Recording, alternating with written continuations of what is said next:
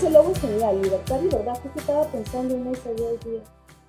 Si como periodista no tienes libertad para decir la verdad, no eres periodista, eres comunicador. No puedes, o sea. Claro, eres comunicador nada más, ¿no? Bien interesante. Sobre todo con el problema ahora en el que se ha metido Beto, en el que unos opinan de que no debió haber emitido un informe preliminar y, bueno, el colegio le ha dado todo su apoyo, lo cual me parece interesante, Porque aunque a uno no le guste la información, si no miente el periodista, entonces está haciendo periodismo, pues, ¿no? Aunque sea con mala leche.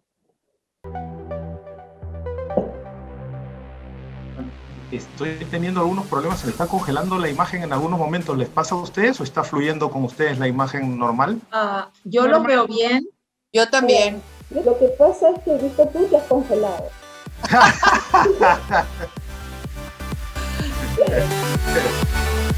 Acá, así, ahí creo. Ahí. Sí, mejor. Sí, bien. Tú estás perfecta, Mari, qué bestia. Es que yo me he puesto horizontal. Pero en el... tú te has puesto en horizontal. Claro, Tú estás en vertical, ¿no? Ya. Ahora sí, ahora está mejor. Ahora sí. Claro. Hola, ¿qué tal? Hola, Tere. Te veo No he recién. hecho ni radio ni televisión, ¿ah? Es tarde. Siempre hay- Eso. No, Ya olvídate, está. ahora ya estoy jubilada. Les pedimos por favor guardar silencio y nada, vamos a empezar en menos de 5 minutos. 5 minutos es un montón. Sí, En realidad menos de 5 minutos. va a ser menos. Sé preciso. Sí, son un par de notas de noticiero mínimo. No puedo estar congelada 5 minutos. Yo tampoco. No puedo, va en contra de mi naturaleza. También. Guardemos silencio que ya empezamos.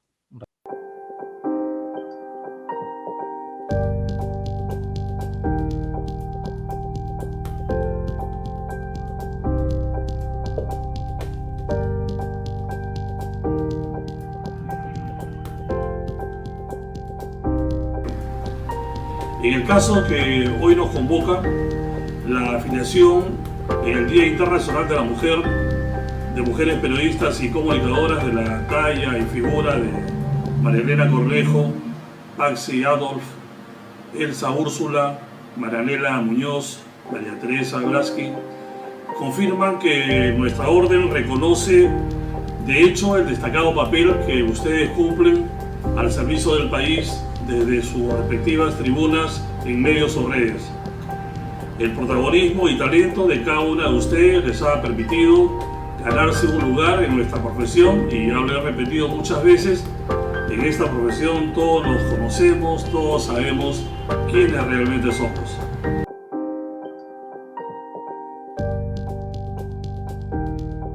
Y detrás de un buen profesional que se mantiene en el tiempo, tiene que haber siempre y necesariamente una buena persona, porque si no es así, si no ese es el caso, de alguna u otra manera el sistema te eyecta.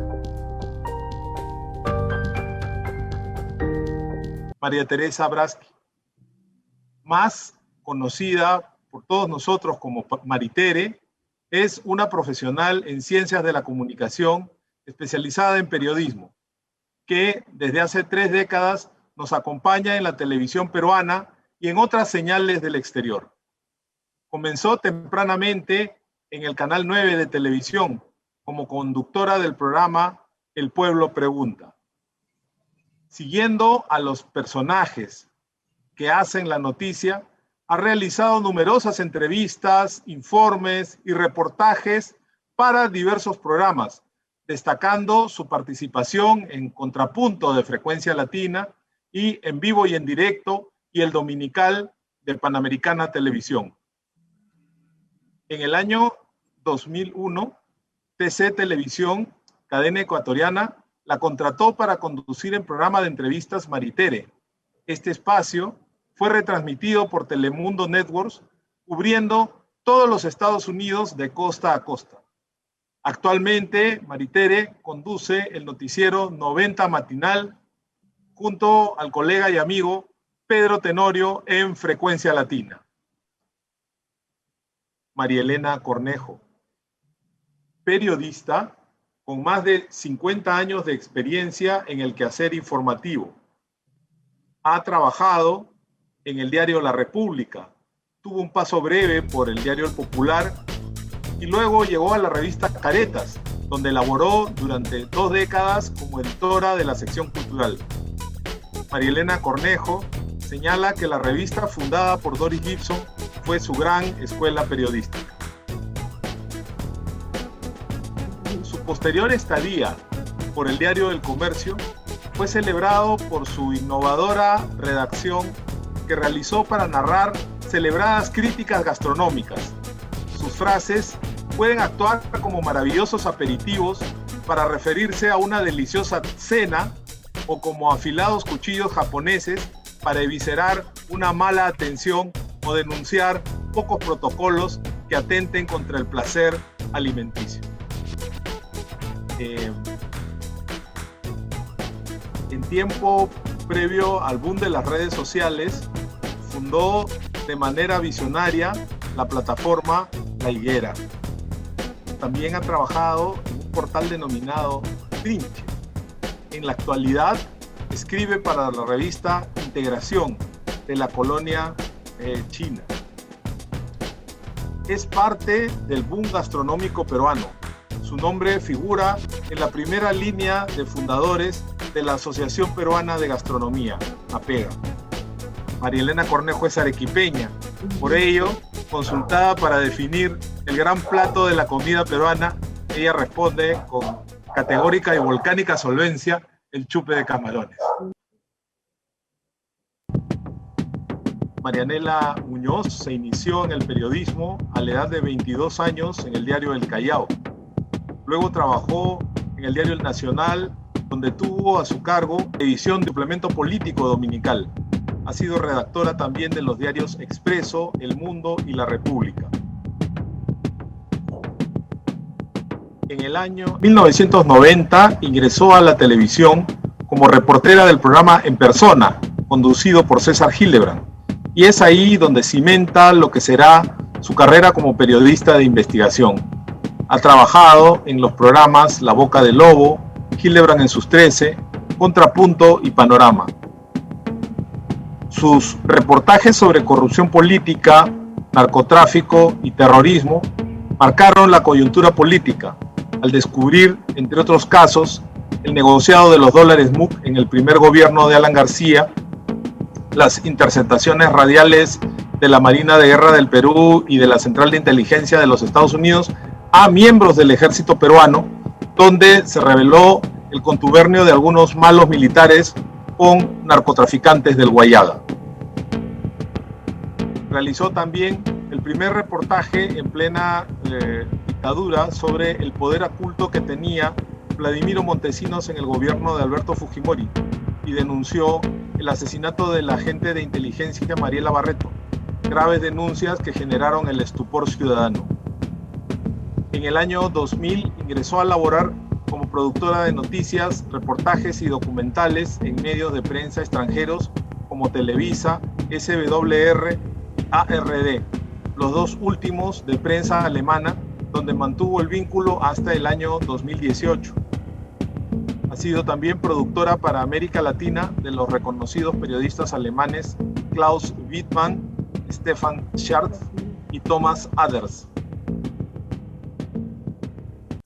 Actualmente radica en la ciudad alemana de Gerlingen, donde se desempeña como responsable de proyectos de comunicación e información relacionados al fomento y promoción del desarrollo sostenible y el cuidado del medio ambiente en la organización alemana no gubernamental Mitmacher Zentrale.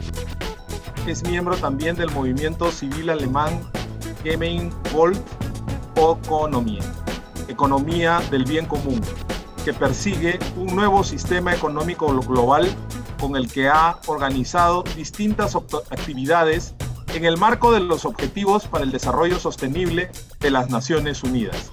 Elsa Úrsula Picón es una joven estudiante de periodismo de San Marcos que ingresó a practicar al diario La República, encargándose de lo que se conocía y se conoce hasta ahora medios periodísticos como la Guía del Ocio, que es un listín de lo que se presentaba o se presenta en cines y teatros de Lima.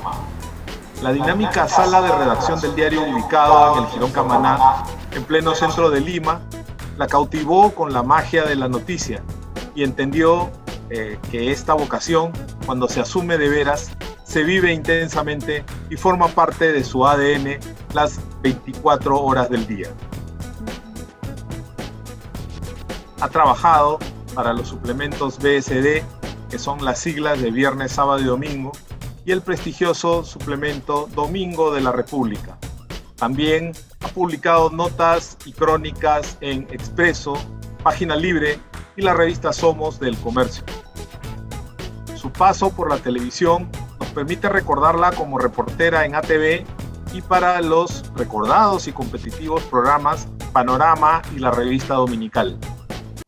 Elsa Úrsula es recordada por la calidad de sus informes cubriendo los duros momentos del conflicto interno que tuvo nuestro país. Ha registrado los pasos violentistas de Sendero Luminoso en Ayacucho y del MRTA en el Guayaga.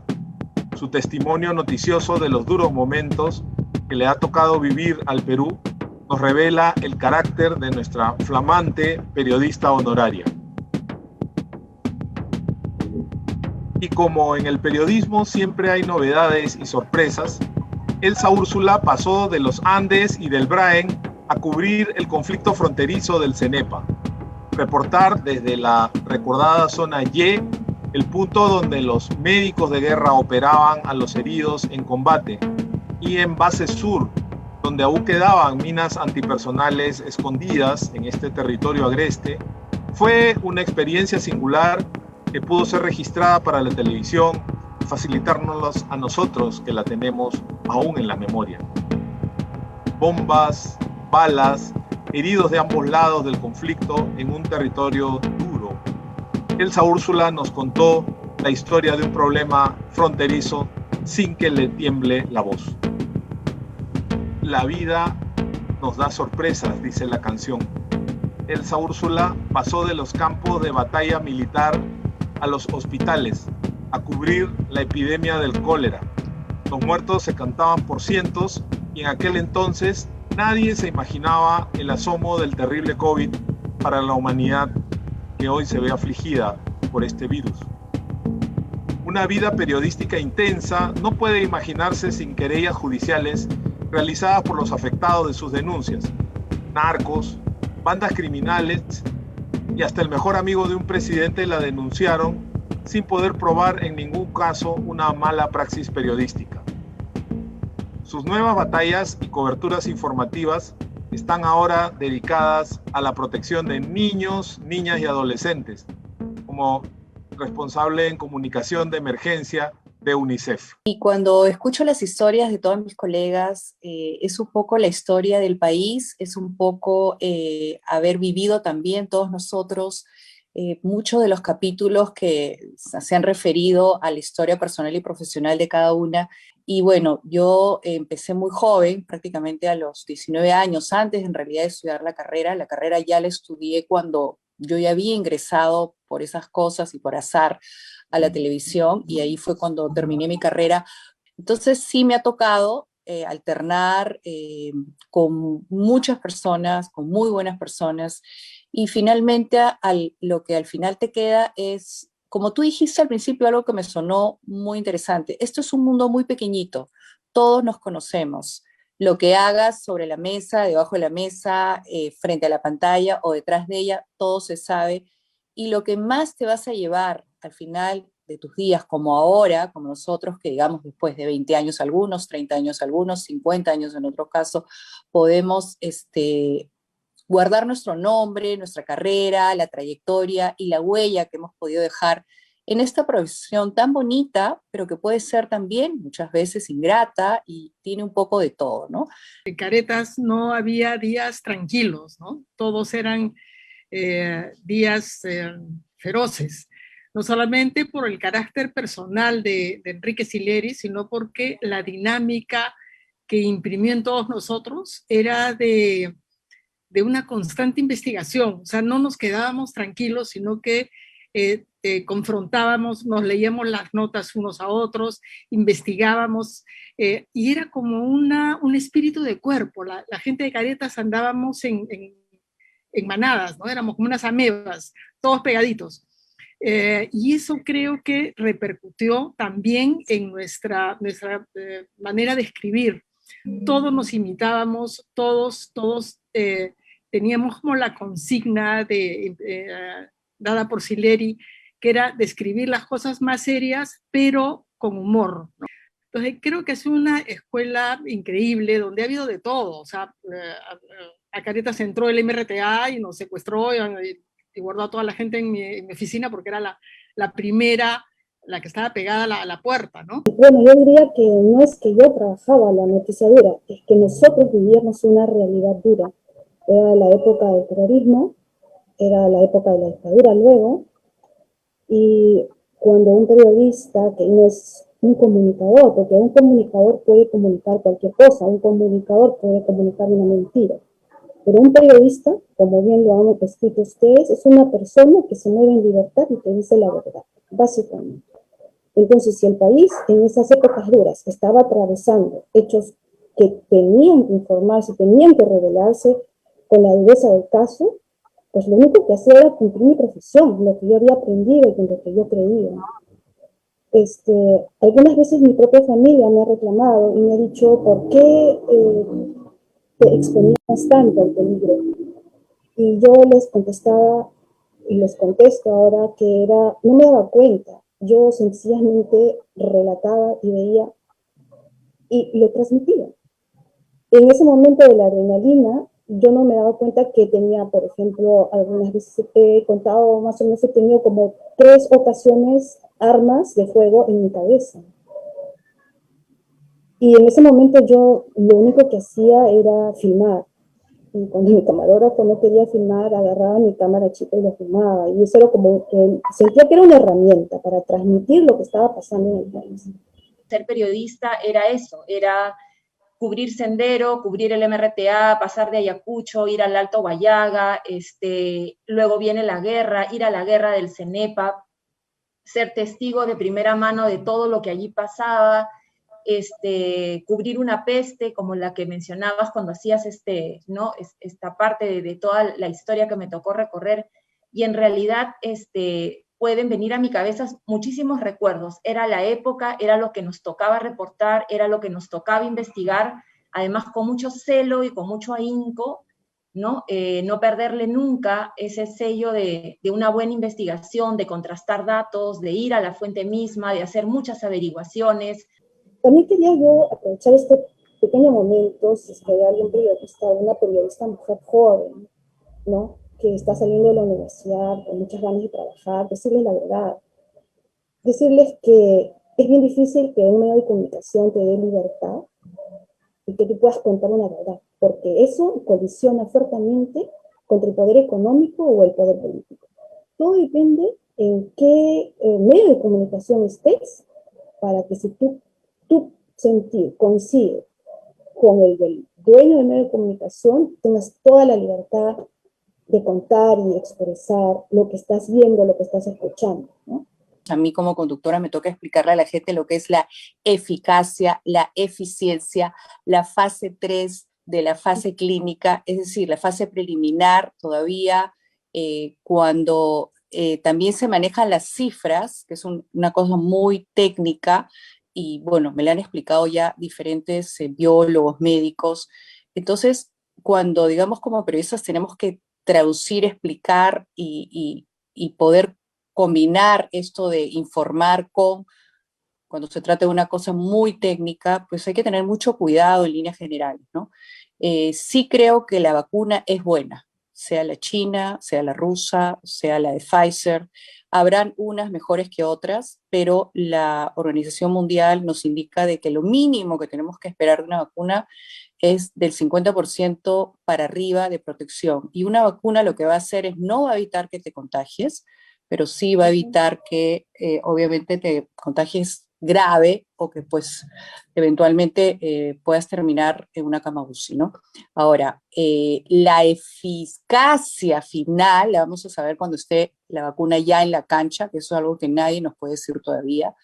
Hay la comparación con lo que ha pasado con otros países, pero creo que todavía no podemos decir ni adelantarnos, y lo que sí tenemos que tener muchísimo cuidado es en generar zozobra y temor en la población. Ese es mi punto de vista.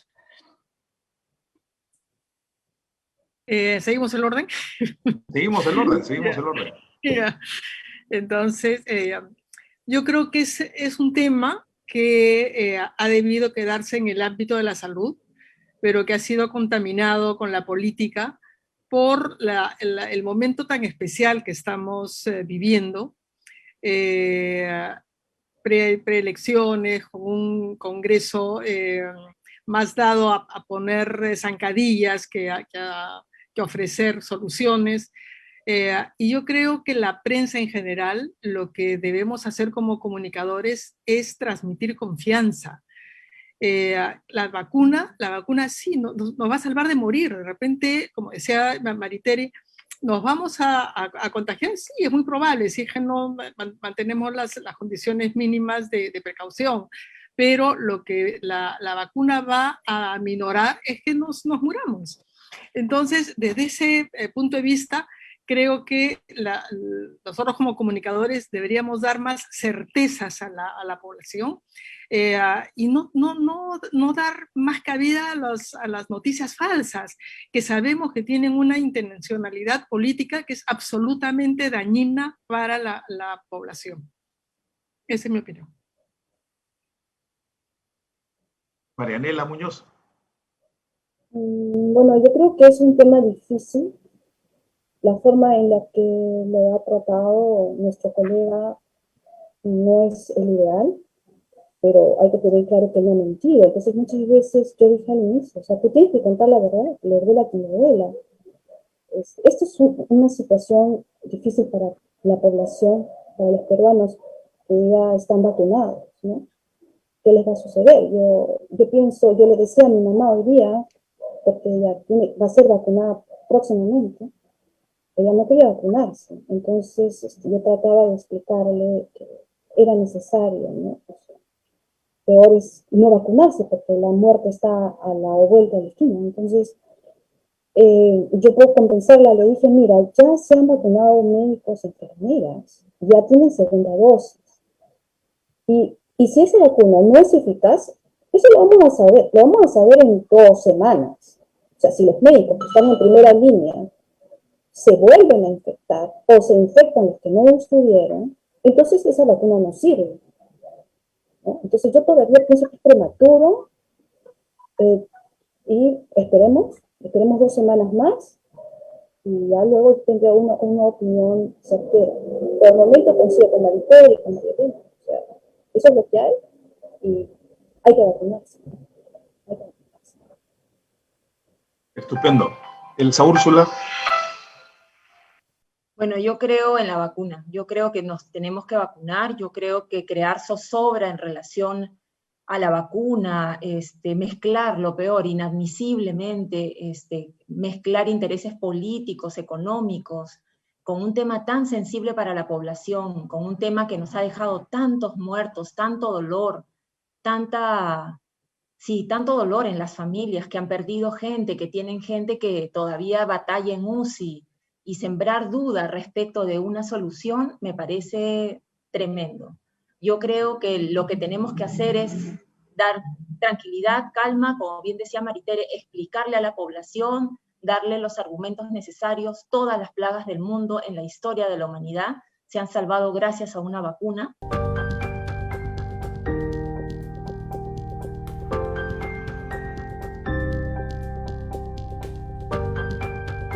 Y finalmente, lo que al final te queda es, como tú dijiste al principio, algo que me sonó muy interesante. Esto es un mundo muy pequeñito, todos nos conocemos.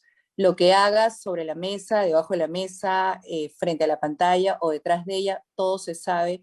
Y lo que más te vas a llevar al final de tus días, como ahora, como nosotros, que digamos después de 20 años algunos, 30 años algunos, 50 años en otro caso, podemos guardar nuestro nombre, nuestra carrera, la trayectoria y la huella que hemos podido dejar en esta profesión tan bonita, pero que puede ser también muchas veces ingrata y tiene un poco de todo, ¿no?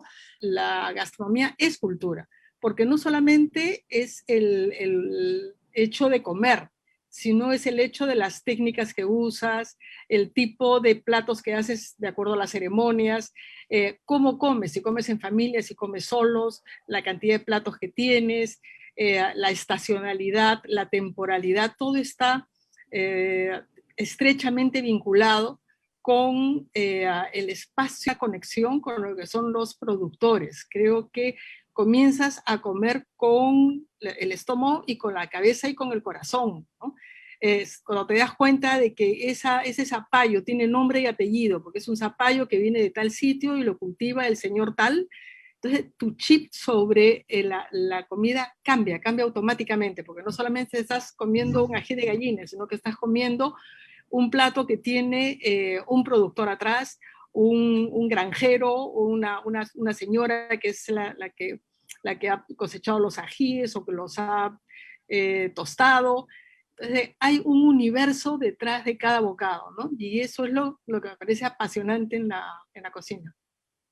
Los 17 Objetivos del Desarrollo Sostenible es una agenda que tienen que cumplir todos los gobernantes de todos los países, incluyendo los gobiernos locales y también las comunidades, la sociedad civil, para alcanzar un mundo mejor en el tema de la economía, un mundo mejor en el tema de la salud, un mundo mejor en el tema de la educación, pero de una manera global. Eso quiere decir que si tú luchas en Europa o lograr un objetivo sostenible, estás luchando al mismo tiempo por tu país, estás luchando por América Latina, por el África.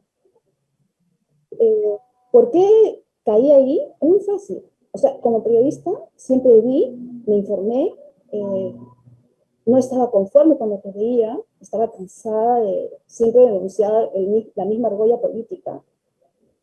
Las cosas se repiten. Yo ahora cuando veo las noticias digo, pero esto yo ya lo viví en la época de Acción Popular, lo viví en la época de Alan García, en la época de Fujimori, y las cosas no cambian. Entonces yo como periodista ya me cansé de estar comunicando, informando, quiero hacer algo, quiero cambiar una realidad. Y entonces mi búsqueda me llevó a aterrizar en los movimientos sociales que hay en toda Europa, que antes de la pandemia eran muy fuertes y estaban logrando grandes cosas. Por ejemplo, estaban ya cerrándose las plantas de energía, de energía nuclear, ¿no? Para producir energía, para producir Strom. Y había un gran movimiento para fomentar la energía eólica, para reducir nuestro consumo de la basura, ¿no? De lo que consumimos diariamente. Vivimos en un mundo únicamente consumista, que no le interesa qué es lo que está pasando en el mundo y en el medio ambiente. Entonces, si nosotros bajamos nuestro consumo, si no cambiamos la forma de energía, estamos destruyendo el planeta. Y al destruir el planeta, estamos quitándole el futuro a nuestros hijos, a nuestros nietos. ¿Qué mundo les espera? ¿No? Entonces, es producto de todo lo que yo he vivido que me llevó a apostar por una agenda social y política que intenta cambiar este sistema económico global. Antes, cuando estábamos trabajando en periodismo, nosotros denunciábamos, sacábamos a la luz, decíamos.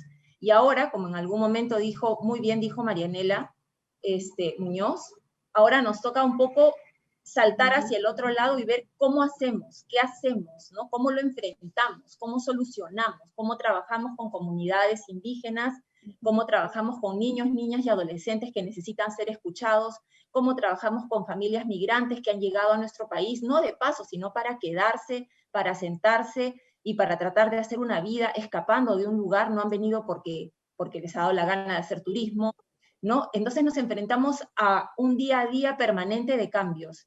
Y ahora nuestro trabajo es un poco, lo que antes fue un problema, tratar de encontrarle una solución desde el espacio que nos toca ahora, en mi caso desde UNICEF, desde Naciones Unidas, trabajar con todo el empeño de un equipo maravilloso de profesionales de UNICEF que trabaja día a día por temas vinculados a la niñez que están ligados a la educación, a la salud, a la protección, a la niñez migrante, a todos los temas que tienen que ver con los objetivos de desarrollo sostenible, que bien lo mencionaba Marianela, y a la Convención de los Derechos del Niño. Entonces, no es que esté aislado, es que está totalmente unido un trabajo con el otro.